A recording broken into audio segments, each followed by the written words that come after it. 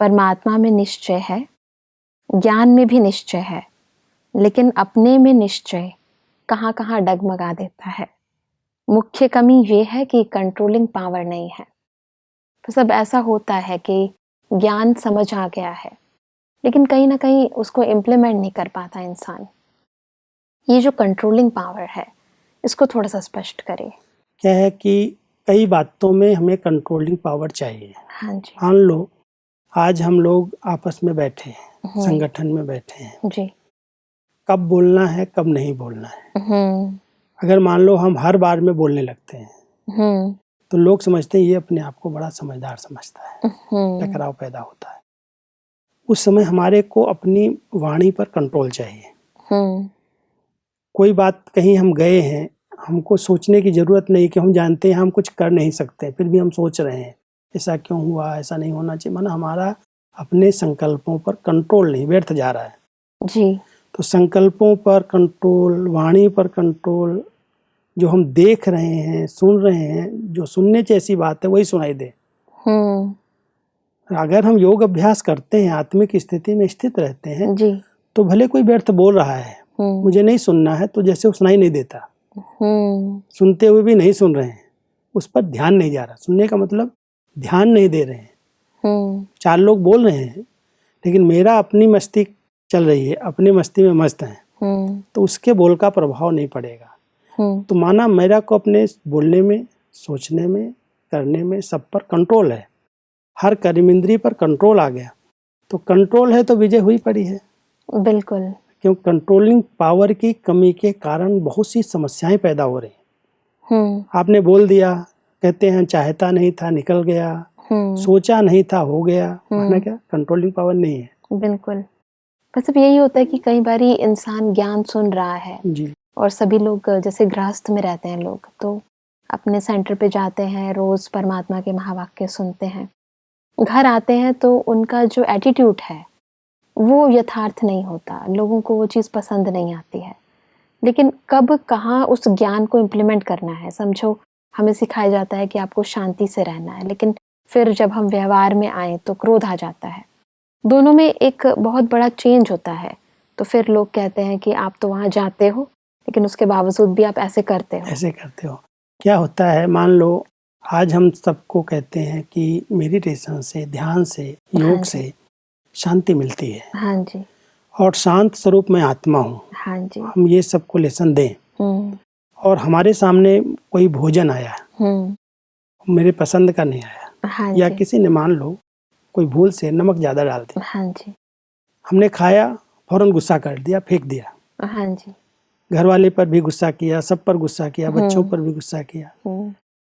ज्ञान को हमने अप्लाई नहीं किया यहाँ पर। राइट। और अप्लाई नहीं किया तो लोग कहेंगे इसके पास ज्ञान क्या है, इतना ऊंचा ज्ञान देता, मैं आत्मा हूँ, मैं शांत स्वरूप हूँ, मैं ऐसा हूँ, और थोड़ी सी बात में गुस्सा कर रहे हैं, क्रोध कर रहे हैं, उल्टा बोल रहे हैं, तो उसका प्रभाव नहीं पड़ा। हमारा कंट्रोलिंग पावर नहीं। उस समय थोड़ा सा, बहुत अच्छी एक विधि है जी। मैं एक बाबा की एक बात सुनाता हूँ। हाँ जी। अब एक बाबा का पाठ चल रहा था और अब एक बाबा को विदाई के समय भोग खिलाया जाता है। हाँ जी। तो भोग में एक दिन आम आए। हाँ जी। और आम बाबा को पहले पहले दादी जी ने अपने हाथ से खिलाया। वो आम बहुत खट्टा था, बहुत खट्टा था जी। तो बाबा मुस्कुराने लगे, बोले नहीं कुछ भी। और बाबा ने जिसने काटा था उसकी तरफ इशारा किया, उसको बुलाया और दूसरा पीस उठा करके बाबा ने उसको अपने हाथ से खिला दिया। तो उसको जब खिलाया, हाँ जी, तो उसको लगा इतना खट्टा है, इतना खट्टा है, अरे बाबा माफ करना, मेरे से भूल हो गई, उठा के ले गई वो। तो ये सिखाने का तरीका था। जी जी जी। कोई भी चीज अगर हमको परोसनी है तो उसके पहले, बनाने के पहले थोड़ा सा टेस्ट करना जरूरी होता है। जी जी जी। डाल दिया, खिला दिया, फिर आपस में संबंध बिगड़ गए, गुस्सा कर लिया। इसलिए ध्यान रखना चाहिए बनाने वालों को भी, लेकिन खाने वालों को बहुत नम्रता के साथ शांति से भगवान को भोग लगा के खाएं, तो उनकी शांति का प्रभाव लोगों पर पड़ेगा। हाँ, उनके प्रेम का प्रभाव पड़ेगा। हाँ जी। नहीं तो ज्ञान अलग है, कथनी अलग है, करनी अलग है, रहनी अलग है। तो सोचना, करना, बोलना सब समान हो जाए, उसके ऊपर एक ज्ञान हमको सिखाता है। उसके लिए कंट्रोलिंग पावर चाहिए।